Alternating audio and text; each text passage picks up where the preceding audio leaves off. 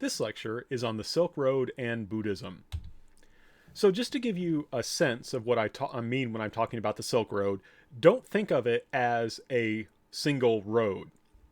As you can see from this map, and this is what it looked like in the 7th century AD, the Silk Road is multiple paths, multiple routes connecting the Middle East and China. But it was also connected to other trade routes.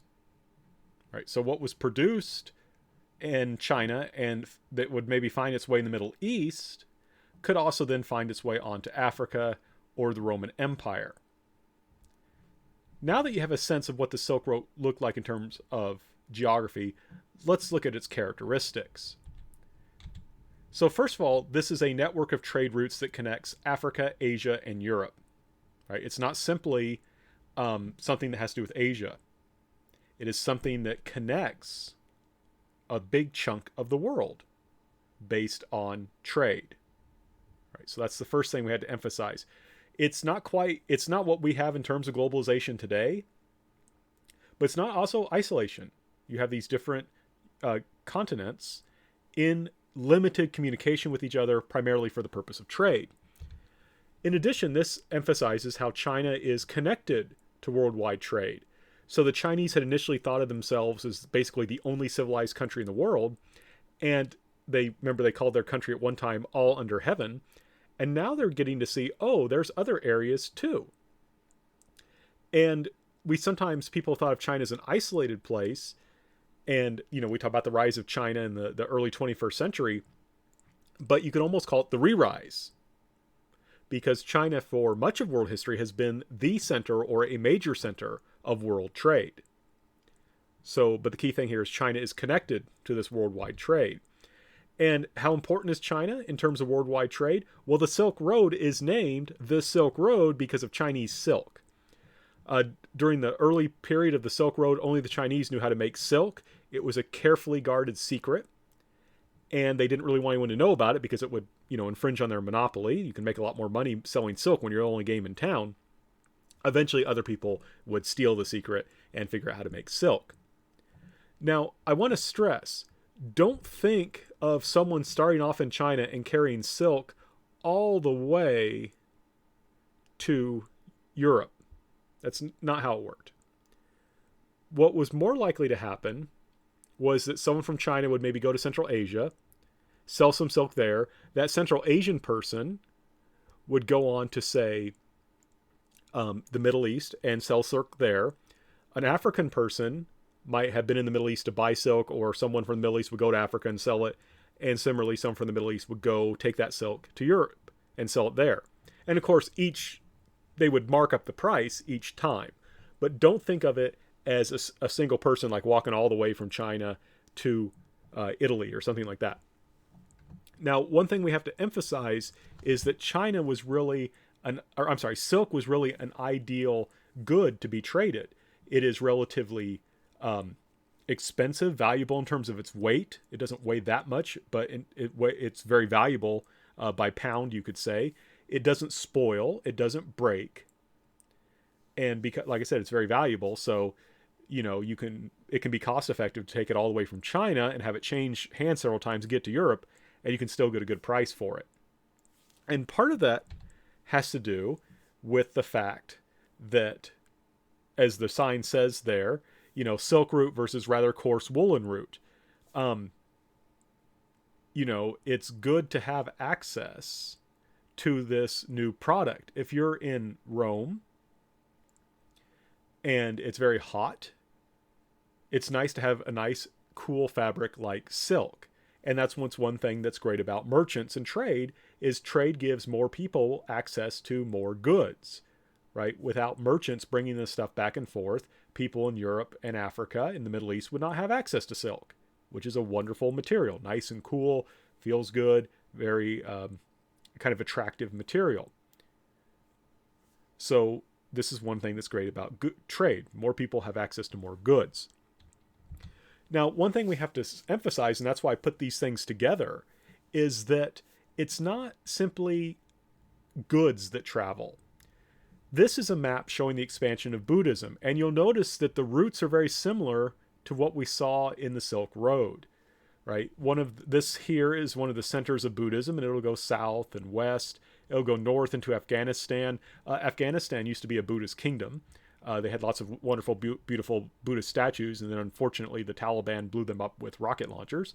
But Buddhism will also travel into Tibet, into China, into Korea, into Japan, to Malaysia, to Indonesia.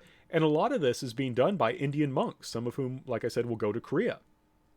So Buddhism is expanding in a similar way. So just as there's goods being moved back and forth, ideas are also spreading. So Buddhism will come to China, right? The Silk Road and other related trade routes will make possible not simply trading goods, but the exchange of ideas. Buddhism will first come to China during the Han Dynasty. Remember, that's about 200 BC to about 200 AD. Now, one reason why Chinese were attracted to this was in Chinese religion, particularly in Confucianism, there wasn't really a really detailed, complex, deep answer to the question, why do we suffer? And how do we overcome suffering? Confucius in particular did not deal with this question. When asked questions about the afterlife, he would say something like, well, you don't know how to live in this life, why are you thinking about another life? So Confucianism was not particularly helpful. And so if you're a Chinese person, you have questions, why do I suffer? How do I overcome suffering? And then Buddhism comes along, you're like, well, great. You know, in our worldview, we don't have much of a promise of enlightenment or salvation. Taoism does that to a certain extent, but we won't get into that here. For our purposes, we have to emphasize that in Chinese religion, there wasn't really detailed answers to this question, why do we suffer, and how do we overcome it? And then here comes Buddhism offering enlightenment and salvation. So many Chinese people are going to be interested in Buddhism and adopt the religion and its practices. Now, what's really interesting too about Buddhism and how it works in China, it's similar to India and Ashoka. It's connected to the government. Chinese dynasties, Chinese governments will provide money to Buddhist monks and nuns. Sometimes they'll just give them money, but other times they'll give them land so they can build monasteries, right? And this is key. You know, if you want to have a Buddhism or any religion, you need people to teach about the religion and to perform the rituals connected to it. Those people need a place to live. They need to eat.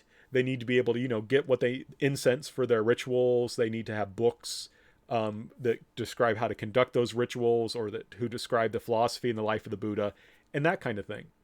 So they need money, they need resources to live that life. And the Chinese government gave it to them. And what's really striking is a lot of times they didn't have to pay taxes on that land. So the Chinese government might say, here's some land for you monks and nuns to support yourselves, and you don't have to pay taxes on it. So great deal, right? Now, why would the government do this? Well, Buddhism was a very impressive religion, and in terms of its sophistication, in terms of the rituals and prayers that the monks would offer. Now, we don't want to get too much into Buddhist theology. Sometimes you'll have a Buddhist might say, well, Buddhists don't believe in God. And some strains of Buddhism certainly would say that. But in traditional Buddhism in this time period, the Buddhas believed in many gods. And they believed in many Buddhas. And they believed that they were powerful. And they believed that monks and nuns, by performing the correct rituals and by helping to do good deeds to get good karma, and of course building a monastery and supporting the monks gives you lots of good karma, that would help the government. That would protect the state. Right? So there's this idea the government is supporting the Buddhist monks and nuns, and they give something back. They pray to the various gods and guardians and Buddhas that exist for their intervention to protect the government. And of course, just building a monastery in the first place gives you good karma, which will help the emperors, right? In addition, monks, a lot of monks are just really smart and educated and were really good advisors. So if you read history in this time period, this isn't true just for China, it's also, you see it a lot in Korea and Japan, monks were often really good advisors. They were really wise people. They studied a lot. They thought a lot. They learned how to control themselves. They knew what they were doing. So they would give valuable advice to the government. And also they gave the government legitimacy. They connected the government to the basic forces of the universe, right?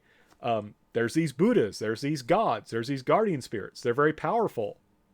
And our government supports the monks and protects the monks and the nuns so that they can, appeal to these guardian spirits on our behalf, so they can teach us the way to enlightenment. Wow, our government's really helping us out. It's doing a good thing, right? We have a good government. Why? Because it's gathering supernatural forces to help protect us. It's helping us to learn good knowledge that will help us to live better lives in this world and the next. So there is a kind of give and take here. But again, I just want to stress, when you think of Buddhism in this time period, it's very closely connected to the state. Now, that might sound very similar to what was going on with Ashoka and the Mauryan Empire's Buddhism, and it is. But I do want to stress that the Chinese don't just copy Buddhism from India. They also adapt it in their own ways. So there's a very good chance when you've gone into a Chinese restaurant that you will see a chubby Buddha. And you'll maybe have thought, you know what, that picture of Siddhartha Gautama Dr. Rao showed us, it looks nothing like this chubby Buddha. And the reason is they're two different Buddhas. Remember, there are multiple Buddhas. And Buddhists believe that you can become a Buddha, right? And another aspect of Buddhist belief is this idea that there's like a cycle. So what happens is you have a Buddha who figures out enlightenment and then teaches people about enlightenment. But over time, the teaching declines and disappears. And then eventually another person will kind of rediscover Buddhism and start teaching it. And then Buddhism will go up, things will go well. Eventually things will start to decline again. So Siddhartha Gautama is often called the historical Buddha because he's kind of the Buddha of our time. So there's also a future Buddha, the next Buddha, right? So eventually things will decline, things will get really bad, but there'll be another Buddha who will come to refound Buddhism and teach us the Four Noble Truths and so forth. And that Buddha is Maitreya. And this is Maitreya, not Siddhartha Gautama, the historical Buddha. This is Maitreya, the Buddha of the future. And you may say, well, that's all well and good, but why is he chubby?